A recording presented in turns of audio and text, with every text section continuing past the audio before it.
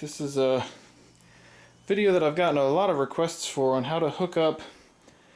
You've got a Roland KD-8 and a Kickbox and the ion controller and pedals and cords and all that other good stuff. So I'm going to do a short little video here. First we start with the Roland KD-8 kick trigger pad. And the pedal is going to clamp onto it the same way it's going to any real kick drum or any practice pad. It's got a bar right here that the pedal clamps onto, and you see every pedal's got a clamp like this.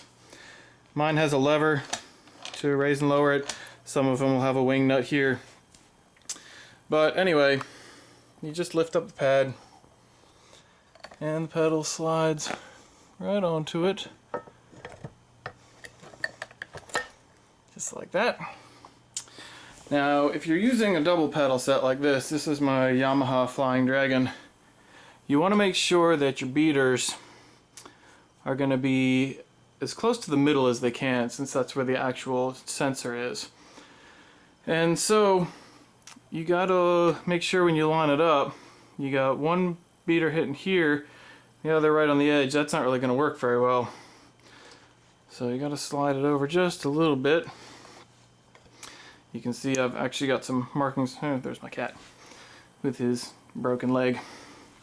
Anyway, you can see I got some markings on here from where my beaters always hit, just about equal distant from the center. So I usually just try to line it up with that.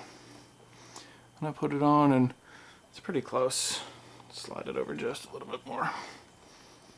So now both of the beaters are hitting about the same distance from the middle. That's right where you want it to be. So I can go ahead and clamp this down, and it's done. The whole thing will move as one piece now, and that's not coming off.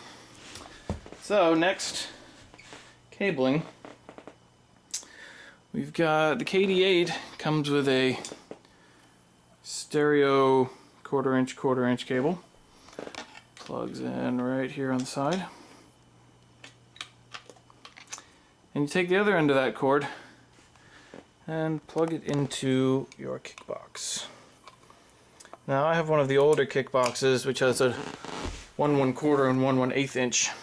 So for the other connection I have a cable, a mono cable this time, that has 1 1/4 on one side and an 1/8 on the other side. If you don't have one of these, you know, you might have one that has a 1/8 and a 1/8 on each end, and for that all you need is a 1/4 inch to 1/8 inch adapter. But anyway, we'll take our 1/8 inch, plug it into the Kickbox, and the other end comes over here, plugs into the orange pedal port on the ion controller, and then you just turn it on. Got a nifty little blue power light. And that's all there is for that, for the connection part. Now to test the sensitivity, when you press down on the pedal, hit the pad, you're going to see a little blue light flash on the Kickbox. Now you can see where I've got my sensitivity dial set is about, I don't know, what's that, about 1 o'clock? 1:30 or so. So if you find that if you're just tapping it real lightly and you're not seeing hits show up, then you're going to want to adjust the dial clockwise this way. But see, if you adjust it too much, you see right now there's nothing even hitting the pad, but if you turn this dial up too much, the light just starts going nuts. So that means you got to turn it up too much. Turn it down a little bit and you should just be able to even just flick it and get a light out of it. So that way, just a real light hit,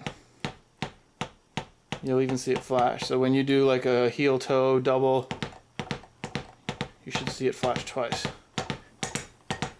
course I'm doing this all with my hand, but you get the point. So that's it. When you're done, make sure you turn off your Kickbox. Got a 9-volt battery in there. I've had this thing for a couple months and it's lasted me a long time. So that's how you hook up a KD-8 to a Kickbox. to an ion controller.